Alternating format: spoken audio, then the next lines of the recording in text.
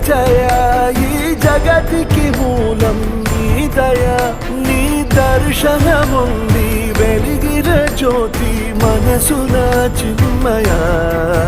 పరమాణువు రూపం విశ్వాకార